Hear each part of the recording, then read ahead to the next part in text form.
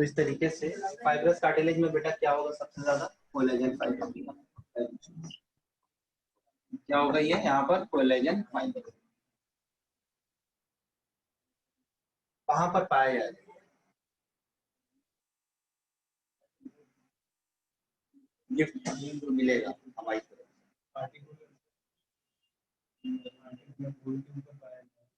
वो तो हो गया हाईलाइन कार्टिलेज।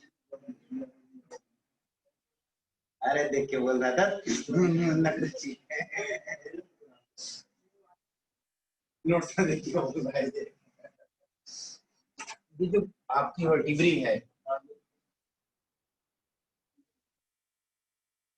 एक वर्टिब्री ये है, दूसरी वर्टिब्री ये है, ठीक है। इस वर्टिब्री के ऊपर यहाँ पर कार्टिलेज लाइक ये स्ट्रक्चर दिखेगा, ये जो कि एक तरीके से शॉक एब्जॉर्बर की तरह काम करवाएगा। ये वाला हिस्सा, ये जो रेड वाला पोर्शन आपको दिख रहा है, इसी को हम क्या बोलते हैं बेटा, फाइब्रस कार्टिलेज। ये जो दोनों दिख रहा है ये आपका क्या है, ये आपका क्या है, ये आपका है वर्टिब्री, ये आपका vertebrae.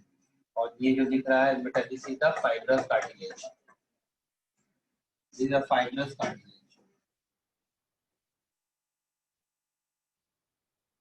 This is the fibrous cartilage. Is it clear और नॉट?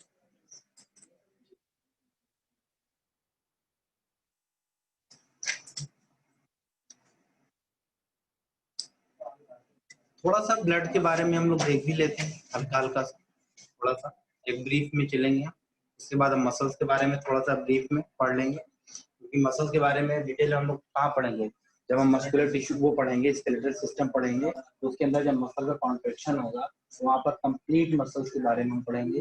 जब आपका सर्कुलेटरी सिस्टम होगा वहाँ पर कंप्लीट हम किसके बारे में पढ़ेंगे बेटा,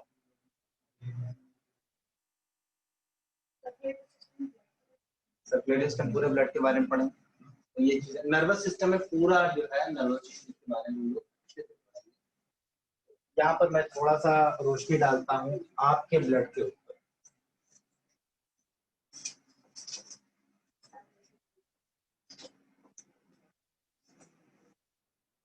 ब्लड हमारा क्या है, फ्लूइड कनेक्टिव टिश्यू। बचपन से पढ़ते पढ़ते बूढ़े हो गए, लेकिन ये बदला नहीं, मतलब ये universal truth, fluid connective tissue blood.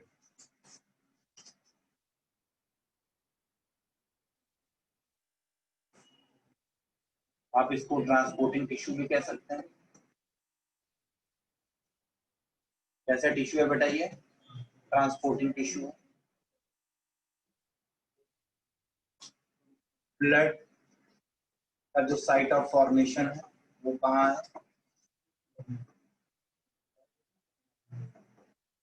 जब बच्चा छोटा था माँ के पेट में था तब कहाँ पर हमारा ब्लड बन रहा था, सही है, नहीं पता,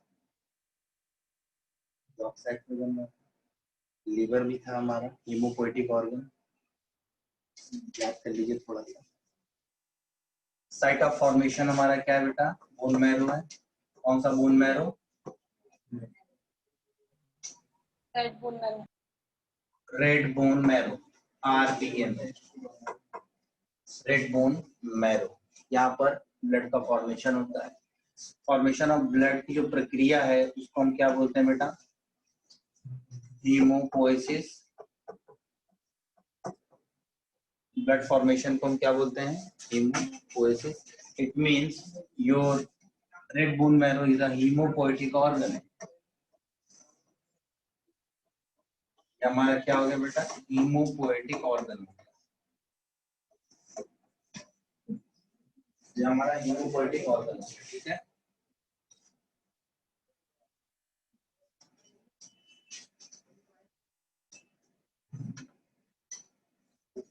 बेसिकली हम जब ब्लड के कंपोजिशन की बात करते हैं,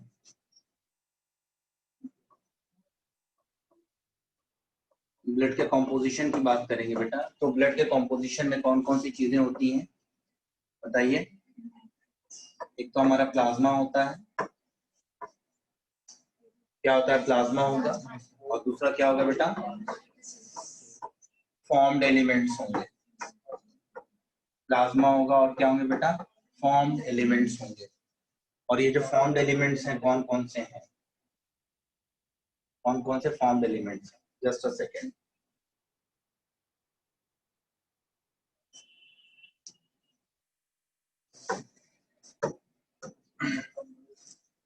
ये हमारा जो फॉर्म्ड एलिमेंट्स है बेटा,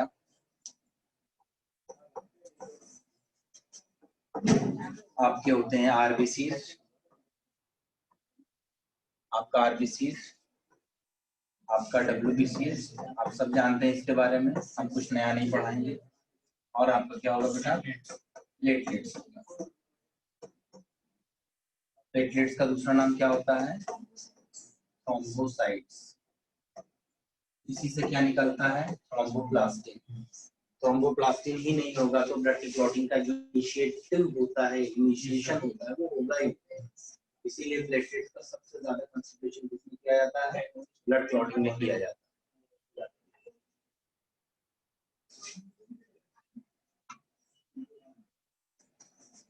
डब्ल्यूबीसी को क्या बोलते हैं बेटा, ल्यूकोसाइट्स। आरबीसी को क्या बोलते हैं बेटा, एरिथ्रोसाइट्स। चलिए बहुत अच्छा। आरबीसी जो है हमारा, आरबीसी के फॉर्मेशन को हम अगर इंडिविजुअली देखेंगे तो हम बोलेंगे एरिथ्रोपोइसिस। क्या बोलेंगे इसको हम, एरिथ्रोपोइसिस, ल्यूकोपोइसिस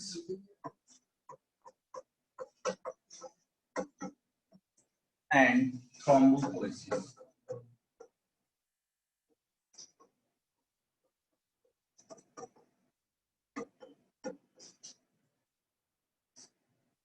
नंबर ऑफ आरबीसीज अगर बढ़ रही है कंटिन्यूएशन अगर बढ़ रही है, बहुत तेजी से बढ़ रही है, तो हम उसको क्या बोलेंगे, एरिथ्रोसाइटोसिस। क्या बोलेंगे, एरिथ्रोसाइटोसिस। नंबर कम हो रहा है तो एरिथ्रोसाइटोपीनिया, ठीक है। और नंबर ऑफ डब्ल्यूबीसी अगर बढ़ रही है तो उसको क्या बोलेंगे बेटा, ल्यूकोसाइटोसिस, ठीक है। और कम हो रही है तो ल्यूकोसाइटोपीनिया। ठीक वैसे ही थ्रोम्बोसाइटोसिस और थ्रोम्बोसाइटो,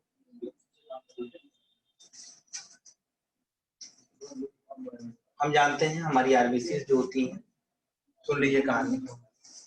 हमारी आरबीसी कैसी होती है बेटा, बाइकॉनकेव होती है, इन्यूक्लिएटेड होती है, इसके अंदर कोई भी सेल ऑर्गेनिल नहीं पाया जाता है। तो इसका मतलब ये हुआ कि एक आरबीसी से दूसरी आरबीसी नहीं बन पाएगी, बनेगी कि नहीं। तो रुडोल्फ विर्चोव की बात तो गलत साबित हो गई ना। क्या कहा था रुडोल्फ विर्चोव ने, प्री एग्जिस्टिंग सेल्स। तो यहाँ पर तो अगर आरबीसी की केस में बात करेंगे तो रुडोल्फ विर्चोव की बात ही गलत हो गई, जो कि सेल थ्योरी में बहुत बड़ा उनका योगदान था। ठीक है, बट बाकी जगह तो सही है ना। उन्होंने कहा था ना, ओमनिस सेलुला ई सेलुला, all the cells are arising from the pre existing cells. पहले से जो सेल मौजूद है उसी से क्या होता है, नई सेल का फॉर्मेशन होता है। बट आरबीसी में एक सेल जो होती है हमारे आरबीसी की, आफ्टर 120 डेज डिस्ट्रॉय हो जाती है, खत्म हो जाती है। और कहाँ पर जाकर के खत्म होती है, हमारी स्प्लीन में। इसीलिए स्प्लीन को ग्रेवयार्ड ऑफ आरबीसी कहा जाता है ना। और आरबीसी और जो हमारा स्प्लीन है, spleen is the largest lymphoid organ. क्या है हमारा, लार्जेस्ट लिम्फोइड ऑर्गन है ना। खैर, तो ये बात आपको समझ में आ गई। ये जो आरबीसी है, आरबीसी कहाँ से बनती है बेटा, स्टेम सेल से इसका फॉर्मेशन हो रहा है। इससे हो रहा है बेटा, स्टेम सेल से इसका फॉर्मेशन हो रहा है। और हमारा जो ब्लड ट्रांसफ्यूजन में जो हम मैच करवाते हैं एंटीजन और एंटीबॉडी, है ना, तो वो बेसिकली हमारे आरबीसी के सरफेस पर ही वो पाया जाता है। आरबीसी के सरफेस पर एंटीजन एंटीबॉडी वाला फिनोमेना होता है। सारी चीजें, चाहे वो ब्लड ग्रुप ए हो, ब्लड ग्रुप बी हो, ब्लड ग्रुप ए बी हो, ब्लड ग्रुप, ये सब हम कहाँ से कॉम्पेटिबिलिटी चेक करते हैं, हम आरबीसी के सरफेस पे ही देखते हैं, उसके चेक करते हैं, ठीक है। और आरबीसी के बारे में एक चीज और है कि आरबीसी हमारा क्या करता है, इसका जो मेन काम होता है वो डिजॉल्व ऑक्सीजन को, ये मत किया करो, ये नहीं करना दोबारा। क्यों होता है पता है? नहीं होता है अपने आप। जब ऑक्सीजन का कंसंट्रेशन ब्लड में कम होता है तब आपको जॉइंट बायोलॉजिकली एक्सप्लेन है ये। क्यों? जब आप मुंह खोल के बड़ा सा सांस लेते हो तो क्या जाता है? एयर ही तो जाता है ना अंदर। तो हमारी बॉडी की होम्योस्टेसिस आपको इस तरफ लगाती है कि आप मुंह खोल के सांस लो, आपके अंदर का जो ऑक्सीजन लेवल है वो कम हुआ है, आपका बीएमआर कम हुआ है, आपका एनर्जी लेवल कम हुआ है। इसीलिए बॉडी क्या करी, आपके बीएमआर को बढ़ाने के लिए क्या करती है, थोड़ा सा कह रही है ढेर सारा ऑक्सीजन लो, क्योंकि आपका जो ग्लूकोज का पूरी तरीके से जो ऑक्सीडेशन होगा वो किसके प्रेजेंस में हो रहा है? ऑक्सीजन की प्रेजेंस में ही हो रहा है ना। तो ऑक्सीजन लो, ऑक्सीजन किसके थ्रू जाएगा? या तो लंबी सांस के थ्रू जाएगा या पानी के थ्रू जाएगा।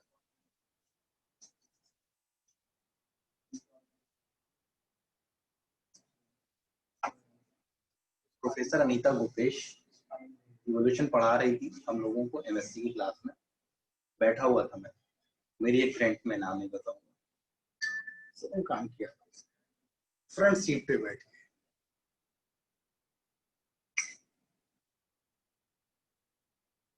कुछ नहीं बोला, एक शब्द नहीं बोला, उसको पता ही नहीं चला उसको बाहर क्यों किया गया। That's not a good. Energy level बना करके रखिए और ये नीचे। ठीक है बेटा, चलो हम लोग क्या बता रहे थे, आरबीसी के फंक्शंस को बता रहे थे। आरबीसी क्या कर रहा है, ऑक्सीजन को कैरी कर रहा है ऑक्सी हीमोग्लोबिन के फॉर्म में। हमारा जो हीमोग्लोबिन है आयरन कंटेनिंग पिगमेंट, ठीक है, ऑक्सी हीमोग्लोबिन के फॉर्म में हमारा ऑक्सीजन कैरी हो रहा है, ठीक है। कहाँ तक जा रहा है, हमारे टिश्यूज से सेल्स को जा रहा है, वहां पर डिलीवर होता है ऑक्सीजन, वहां से कार्बन डाइऑक्साइड को ले लिया जाता है और सर्कुलेटिंग ब्लड के थ्रू वो कार्बन डाइऑक्साइड वाला ब्लड, जिसको हम डीऑक्सीजनेटेड ब्लड कहते हैं, वो हमारे कहाँ पर, वो हमारे हार्ट के इस वाले पोजीशन पर, जिसको हम क्या बोलते हैं बेटा, जिसको हम बोलते हैं राइट एट्रिया, और ये हमारा क्या है, राइट वेंट्रिकल, ये हमारा क्या है बेटा, लेफ्ट एट्रिया, और ये हमारा क्या है, लेफ्ट वेंट्रिकल। हमारा डीऑक्सीजनेटेड ब्लड यहाँ पर आएगा, यहाँ पर आएगा और यहाँ पर आएगा, ऊपर से सुपीरियर वेना केवा के थ्रू, नीचे से इंफीरियर वेना केवा के थ्रू, और अपने हार्ट का खुद कौन सा, कोरोनरी साइनस। भाई हार्ट तो सबको ब्लड सप्लाई करना है ना, तो हार्ट को कौन करेगा, उसका कोरोनरी आर्टरी और उसका कोरोनरी साइनस। ये कोरोनरी आर्टरी क्या करेगी बेटा, ऑक्सीजनेटेड ब्लड को लेकर के जाएगी, और कोरोनरी साइनस क्या करेगा, डीऑक्सीजनेटेड ब्लड को इसके राइट वाले आर्टरी के अंदर। तो ये आपका ब्लड है, ठीक है, ये आपका ब्लड ही ये काम करता है, बेसिकली हम आरबीसी की बात कर रहे हैं। तो ये ट्रांसपोर्टेशन वाले में मदद कर दिया, लेकिन जितने भी आपके ड्रग्स होते हैं, आपके हार्मोन्स होते हैं, वो आरबीसी के साथ डिसॉल्व नहीं होंगे, किसके साथ जाएंगे बेटा, वो प्लाज्मा के साथ जाएंगे। जितने भी प्रोटीन्स वगैरह होती हैं, चाहे क्लॉटिंग प्रोटीन्स की बात कर लें, चाहे दूसरी जो है सब्सटेंसेस की बात कर लें, वो कहाँ पर डिसॉल्व होते हैं बेटा, प्लाज्मा के साथ जाते हैं। हमारी डब्ल्यूबीसी का काम क्या होता है, हमारी डब्ल्यूबीसी का काम इम्यून सिस्टम में डायरेक्टली रोल प्ले करता है। अलग अलग टाइप के डब्ल्यूबीसी होते हैं, आप जानते हैं, एक ग्रेनुलोसाइट होगा, ग्रेनुलोसाइट्स होगा, ग्रेनुलोसाइट्स में आपने पढ़ा होगा बेन के बारे में, बेसोफिल, एसनोफिल, न्यूट्रोफिल, और एक ग्रेनुलोसाइट्स में आपने पढ़ा होगा लिम्फोसाइट और मोनोसाइट। मतलब ये तमाम सेल्स मिल करके हमारे इम्यून सिस्टम में क्या करती हैं बेटा, हेल्प करती हैं, ठीक है। उसके बाद फाइनली आप देखते हैं किसके बारे में बेटा, थ्रोम्बोसाइट्स के बारे में। थ्रोम्बोसाइट्स क्या करता है बेटा, ब्लड क्लॉटिंग में हमारी हेल्प करता है, थ्रोम्बोप्लास्ट को रिलीज करके। और क्या होता है, जब भी कभी डेंगू फीवर होता है तो डेंगू में क्या होता है बेटा, प्लेटलेट्स काउंट क्या हो जाता है, कम हो जाता है, फिर आपको क्या कहते हैं बेटा, पपीते की पत्ती पीस खिलाई जाती है ना, देखा है ना किसी को खाते हुए, जूस पिलाया जाता है पपीते, ठीक है। तो ये तमाम बातें थी आपके इसके बारे में। अब वो और थोड़ा सा पढ़ लीजिएगा ब्लड के बारे में जो कुछ चीजें हैं। अब मैं आपको थोड़ा सा मसल्स के बारे में बताता हूँ, ठीक है, मसल्स के बारे में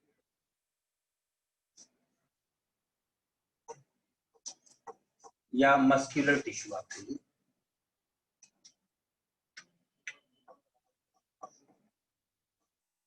मस्कुलर टिश्यू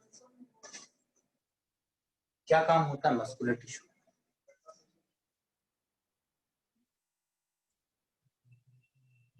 आहा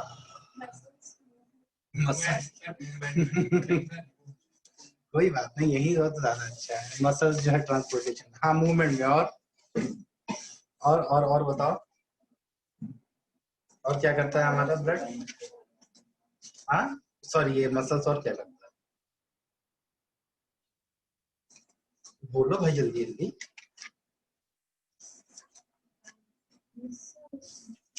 तो कॉन्ट्रैक्शन में हेल्प कराती हैं। अच्छा कॉन्ट्रैक्शन में, और जल्दी फटाफट बताओ।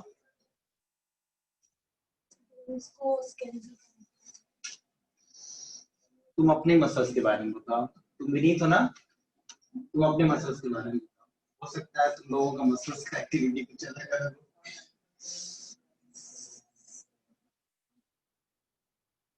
देखो जरूरी नहीं है ना कि हम साइंटिफिक लैंग्वेज में बताएं, जरूरी है कि कितना समझते हैं चीजों को, ये जरूरी है।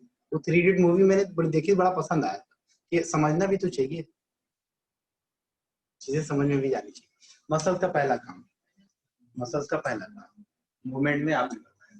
दूसरा, storage of the material like glycogen, store करता है पहली चीज। उसके बाद यहीं पर आपका रेस्पिरेशन वाला भी प्रोसेस चलेगा। यहाँ पर कौन सा प्रोसेस होगा बेटा? एरोबिक रेस्पिरेशन भी होगा, इन एडवर्स कंडीशन एनारोबिक रेस्पिरेशन भी होगा। उस एनारोबिक रेस्पिरेशन में क्या होगा? लैक्टिक एसिड फर्मेंटेशन होगा, मसल्स के अंदर लैक्टिक एसिड डिपॉजिट कर जाएगा और मसल्स में पेन होगी। याद है ना? आज आप जाइए जिम में और डंबल उठा करके ऐसे ऐसे करिए 4 बार, सुबह उठोगे कभी यहाँ दर्द हो रहा है। क्यों हो रहा है? क्योंकि यहाँ पर उस मसल्स को एक्स्ट्रा एनर्जी की जरूरत पड़ी थी। उस एक्स्ट्रा एनर्जी के लिए मसल्स ने क्या करना शुरू कर दिया था? एनारोबिक रेस्पिरेशन करना शुरू कर दिया था, और लैक्टिक एसिड का क्या हो गया बेटा? डिपोजिशन। ये काम। और दूसरा, बॉडी को शेप देता है। बॉडी को क्या कर रहा है? शेप दे रहा है। ठीक है, बड़ा दुबला पतला इंसान है, ठीक है, खाली हड्डी हड्डी का वजन है उसकी बॉडी में 25 किलो 33 किलो, ठीक है, तो उसकी बॉडी का शेप आपको अच्छा नहीं लगेगा। बॉडी को एक अच्छा शेप देता है क्या? हमारा मसल्स। ठीक है, बॉडी को के इंटरनल विसरल ऑर्गन्स को बोन के साथ मिल करके क्या देता है? प्रोटेक्शन देता है। अदरवाइज दुबला पतला आदमी उसको मारोगे तो उसकी हड्डी जल्दी टूटेगी। हैवी आदमी है, हेल्दी आदमी है, तो उसकी हड्डी बाद में टूटेगी, क्योंकि उसके ऊपर क्या है? कवरिंग है। मसल्स का क्या है? प्रोटेक्शन है। तमाम बातें। मसल्स के टाइप की बात स्पेशली हम करते हैं। मसल्स हमारा 3 टाइप का होता है। कौन कौन सा टाइप है? मसल्स के हमारे 3 टाइप बताइए, कौन कौन से टाइप? स्टेटेड, नॉन स्टेटेड और कार्डियक। कार्डियक, ठीक। कुछ स्पेशल है कार्डियक मसल्स में? हाँ सर, वो कभी थकते नहीं है कार्डियक मसल। कभी थकते नहीं? क्यों ऐसा हाँ, है? ये तो नहीं पता। वजह होगी ना, कुछ ना, हर चीज के पीछे रीजन होता है। कार्डियक मसल में थकावट क्यों नहीं होती? नहीं पता चला कार्डियक मसल हमसे आकर के बोले कि ऐसा है कि आज हम बहुत थक गए हैं, 2 मिनट का आराम चाहते हैं, तुम जब से अपनी माँ के पेट में थे तब से हम काम कर रहे हैं, आज प्लीज हमको थोड़ा सा आराम करने दो। 2 मिनट नहीं, अच्छा 1 ही मिनट के लिए आराम कर, क्या होगा? हम फ्लाइट मोड पर चले जाएंगे। कहाँ चले जाएंगे? फ्लाइट मोड पर चले जाएंगे। तो आप क्या करिए, नेक्स्ट टाइम पर आप सारे मसल्स के बारे में पढ़ कर जाइए। कल आपकी जो क्लास होगी एनिमल टिश्यू की आखिरी क्लास होगी, ठीक है। मस्कुलर टिश्यूज के बारे में हम अच्छे से पढ़ेंगे, नर्वस टिश्यूज के बारे में आप थोड़ा सा इंट्रो करेंगे, और हम पर टाइम बचेगा हमारे पास तो हम लोग क्वेश्चन वगैरह डिस्कशन करेंगे अच्छे से, ठीक है।